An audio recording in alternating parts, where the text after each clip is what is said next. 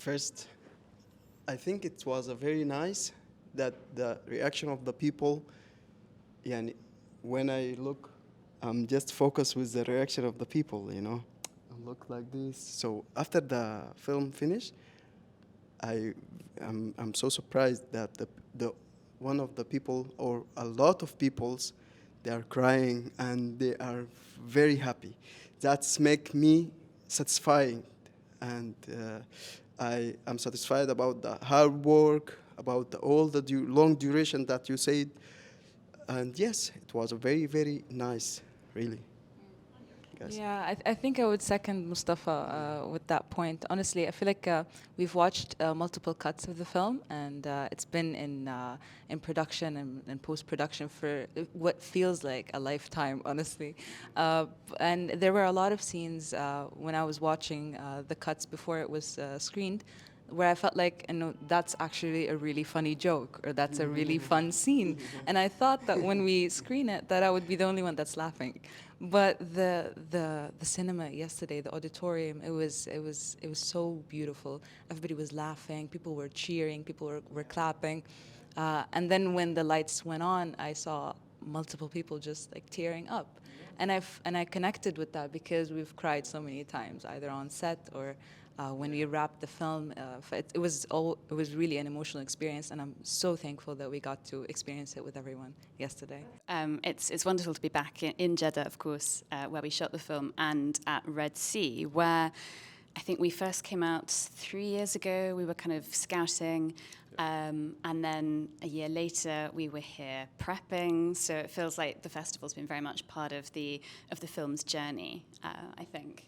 In the same way that Jeddah as a city has been such a big part of the film's journey. And I think to go back to what these guys were saying about the reaction last night, some of my favourite moments, there are also some of my favourite moments in the film, but where some of these either very local, specific, or historical touches that people found, really funny, really moving. The walkie-talkies got a huge laugh. I love the For walkie-talkie. example. Some of the family dynamics that you just felt that people were really relating to. But yeah, so I suppose we started prep 2 years at the festival Pretty much 2 years on the ago. day, yeah. Pretty much on the day that the festival opened, in fact. Yeah. Just to add to that, I think for all of us, it was a very emotional experience to have yesterday's premiere in Jeddah where we shot it. And I think the only thing which could have made it even better is if Ahad was there herself, because 100%. it's her film, it's her baby, and she's not here because she's having a real baby, which is funny. But she really, it's her heart and soul in this film, and I think people can really feel that when they watch it, especially Saudis. I think people who grew up in this culture, or even Sudanese people, or really me and Georgie, who aren't Arab at all, this film spoke to us from when we first read the script, first spoke with Ahad. But it's good to know that it speaks with people in the audience as well. It's not just us. That's right. I mean, comparatively, we've come on board it, I suppose, quite recently. When Ahad and we were introduced, she already had quite a developed script. There'd already been kind of previous, I think, iterations. But now was really the moment when we were able to get everything together. We were obviously very lucky to benefit from the Red Sea Fund. OSN coming on board as the Middle East distributor was, I think, really exciting for the whole team as well. It felt like there were lots of stamps of approval on this film, that people were really gunning for this story, for Ahad's story, to be told in this moment. So it also felt, in that sense, I think, really like the right time. We have the UK Global Screen Fund. There are a lot of people who I think just responded very well to the story and felt like now was the moment that we could tell it, and very much that we could tell it. I suppose our development process coincided with it becoming really possible to film in Jeddah, where we'd always wanted to, but initially that was a question as to whether or not that would be feasible, or if we'd have to find somewhere else that would double for Jeddah, which, if you've been here, you'll know is pretty tricky to even consider. It's so quite we were impossible. Delighted, exactly. Don't know what we would have done. So yeah, it was really fortuitous that the stars aligned, I suppose, in that way. In multiple shorts and what do you call it? تطوعية. Yeah, and student films where I'm just volunteering. Yes. They were very minor roles. I've been doing that since 2016, and I vividly remember being with my friends on set, and we're filming, and they say cut, and then we're just rapping suddenly because we just got caught with no permit, and the team would have to go and try to get a permit, but there were no places for them to get such permit to film in Jeddah. It was very challenging to create cinema here in Saudi, but things have يعني unbelievably changed. The laws, the regulations. It's been so amazing. Like even shooting here, whether it was with my driver and I, or previous films, shooting in El Balad, you see the people of the historical areas and the historical sites, the people of those neighborhoods, just embracing cast and crew and just embracing the equipment and just understanding that yes, we're filming over here, and everybody's just been so cooperative, and it's a drastic change from how it used to be. I'm honestly so blessed to witness all the support that we've been receiving, either from Ministry of Culture, from the Red Sea Film Festival and the Film Fund.